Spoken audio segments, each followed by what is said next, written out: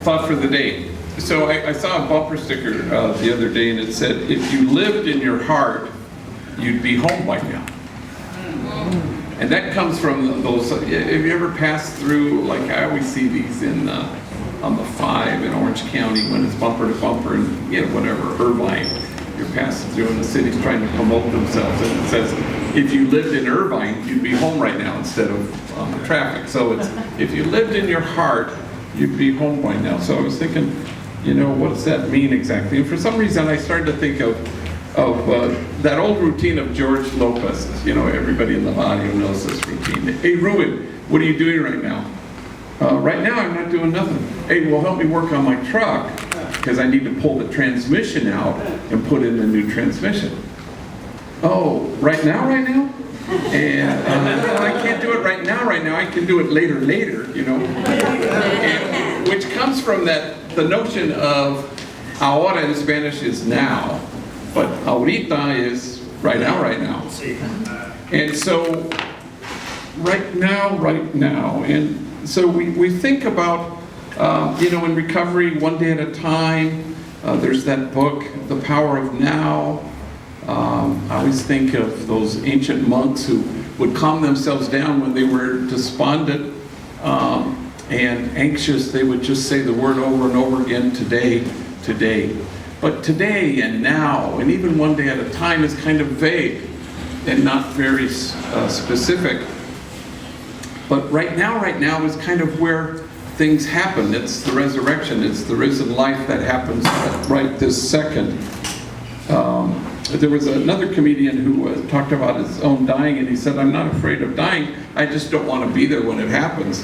And that's kind of also about life. You want to be there when it happens in the exact moment. So I was, one of my travels with homies not that long ago, with a homie who'd never flown before, and we were in the line on the A list, for Southwest, and 1 to 30, and then we were in the first line. And then there was the second line right next to us from 31 to 60, and the homie has kind of a loud-ass voice, and he says, hey, G, can I turn my phone to airplane mode? And I said, well, actually, you can use your phone when we get on the plane right now. You can talk and text, but once they close the door, you have to turn your phone to airplane mode.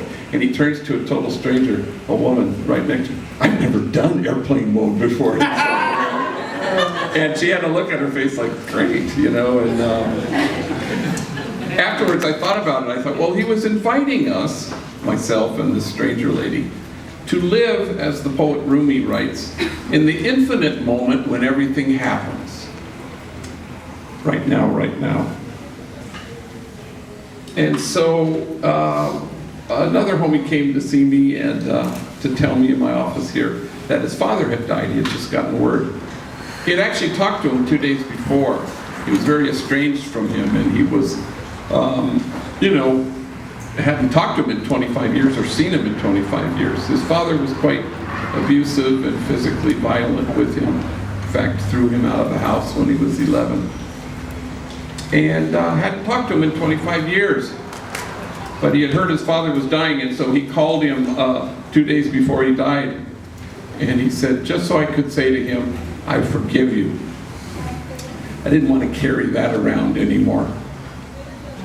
And then his eyes filled up with tears. And he kind of shifted gears a little, and he said, you know what? I'm enjoying the person I've become here at Homeboy. Like I've never enjoyed anything before like this. And I thought later on, enjoy is an odd word.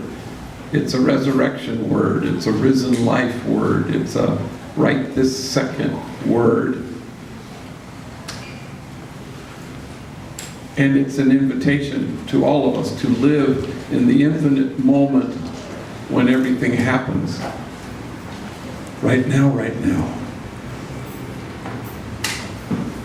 And so, if you lived in your heart, you'd be home by now.